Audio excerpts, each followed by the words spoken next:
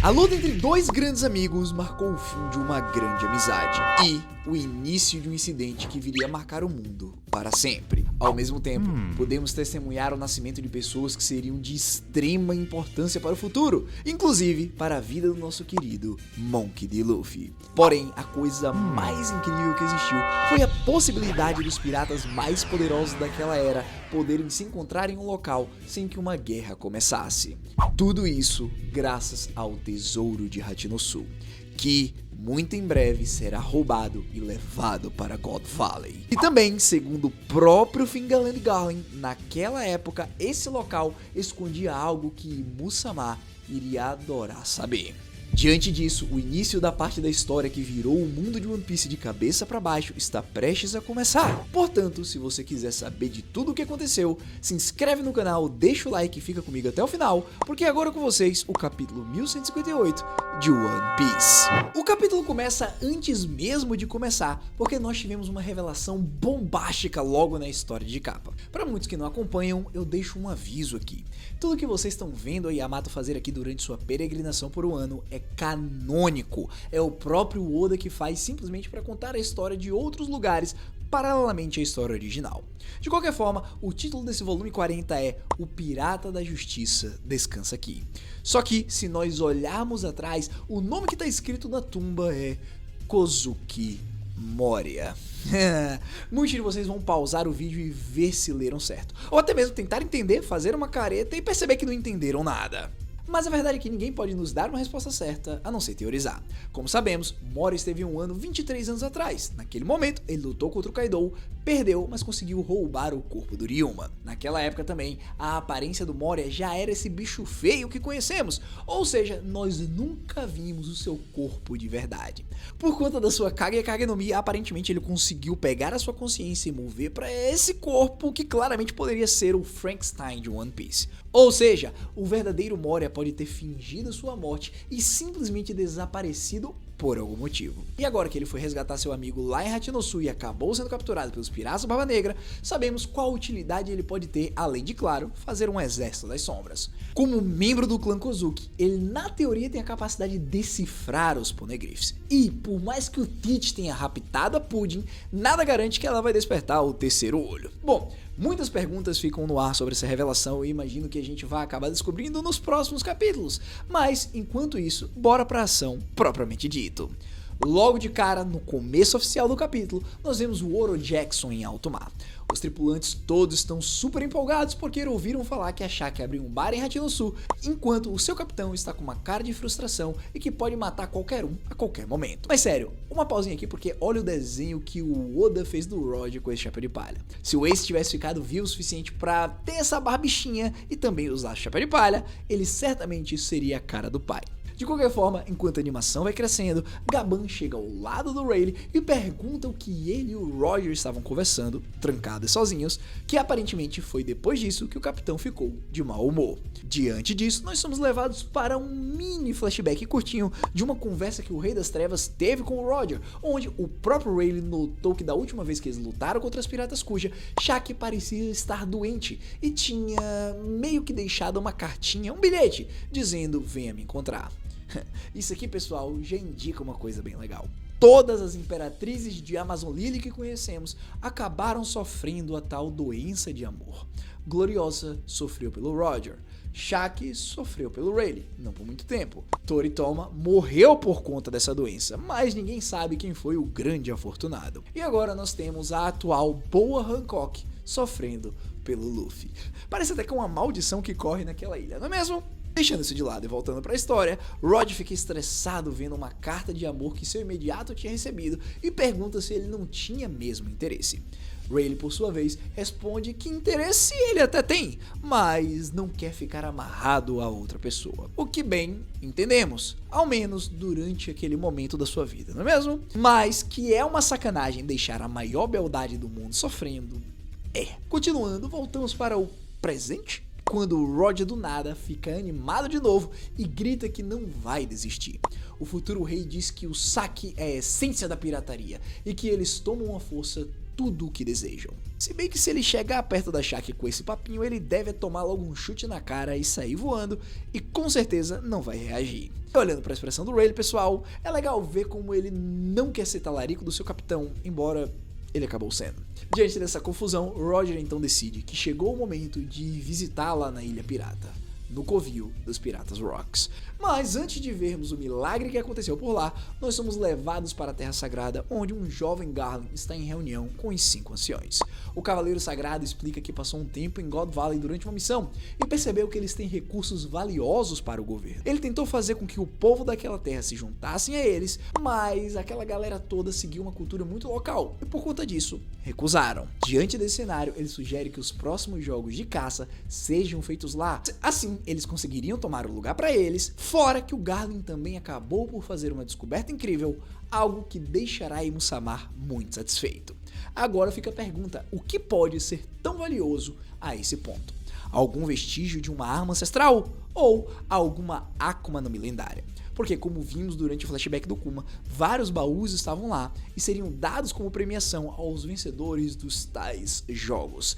Embora eu ache que o governo já tinha aquelas frutas e usou como premiação, mas, né, nunca se sabe se alguma outra Akuma no Mi especial apareceu igual temos em Elbaf, tipo, sei lá, a Yami Yami no Mi.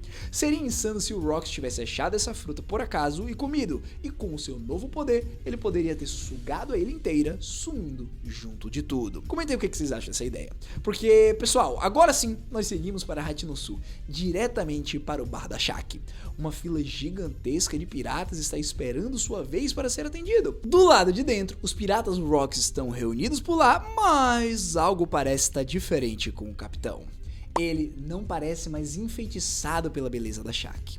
Segundo Big Mom, é porque ele encontrou uma nova mulher e não é só isso. Para ele parecer tão leve e satisfeito, a Stussy diz que possivelmente ele também teve um filho. Ou seja, senhoras e senhores, temos aqui o nascimento do Barba Negra. Talvez até a gente acabe por descobrir quem era a mãe do Teach mais pra frente. Porque agora, chegando sem ser convidados, nós temos Roger e seus homens.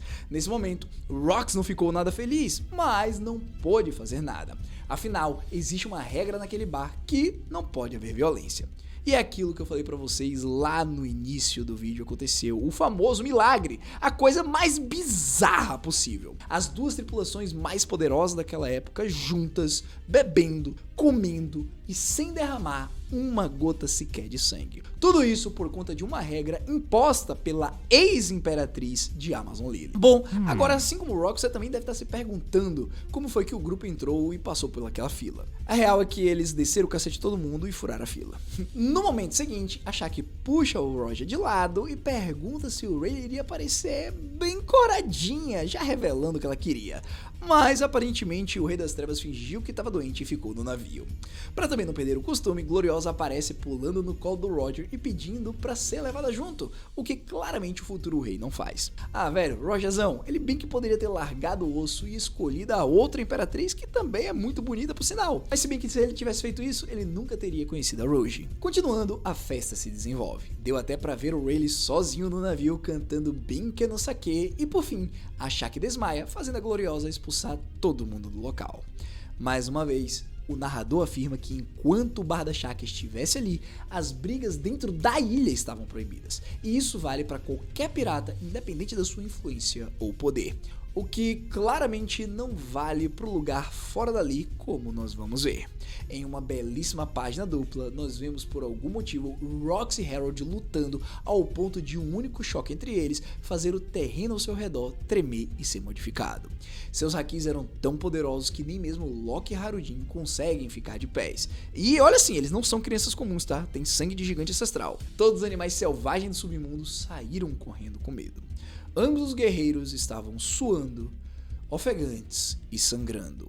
O motivo dessa luta é revelado, e foi porque Harold tomou sua decisão de se juntar ao governo, e como sabemos no capítulo passado, os Goroseis deram ordem para ele matar o Rox, e isso mexeu com ele profundamente.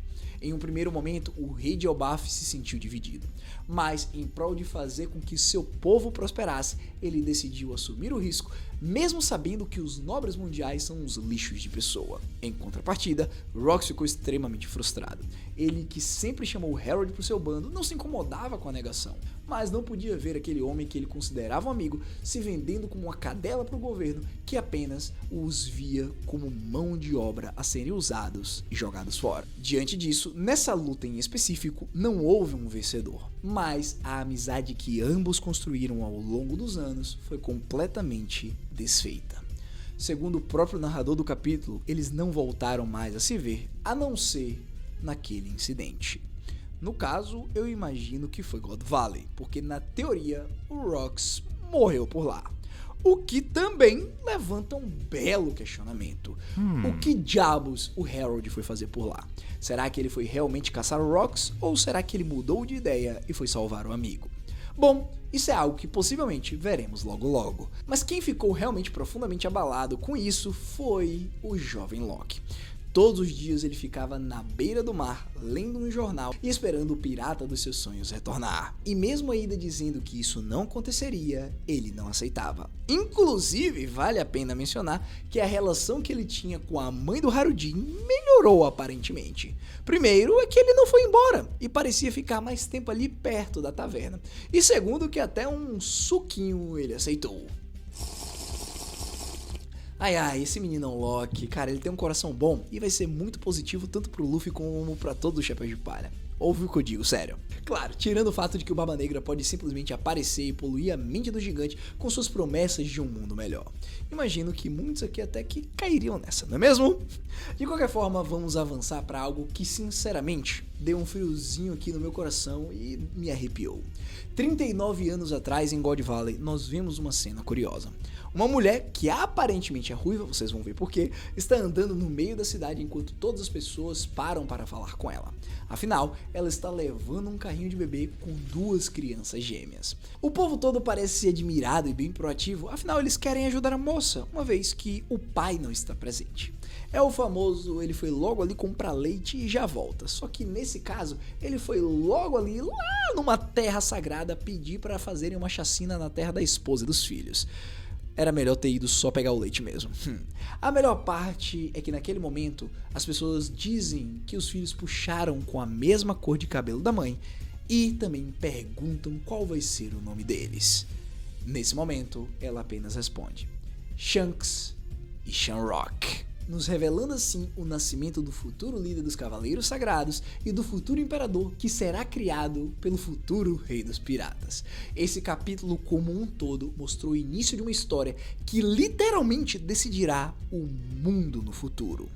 Tudo o que acontecer em God Valley um ano depois disso, ou 38 anos atrás da história atual, impactará o mundo para sempre. Preparem-se, porque a história de One Piece só tende a melhorar. Agora, eu te pergunto, será que realmente o Roger morreu? E a essa altura do campeonato, bom, o que é que você acha que aconteceu em God Valley? Comenta aqui, porque semana que vem não tem pausa e a partir daí veremos a batalha dos bebês mais poderosos de One Piece. Shanks e Barba Negra competirão para ver quem caga mais nessa guerra.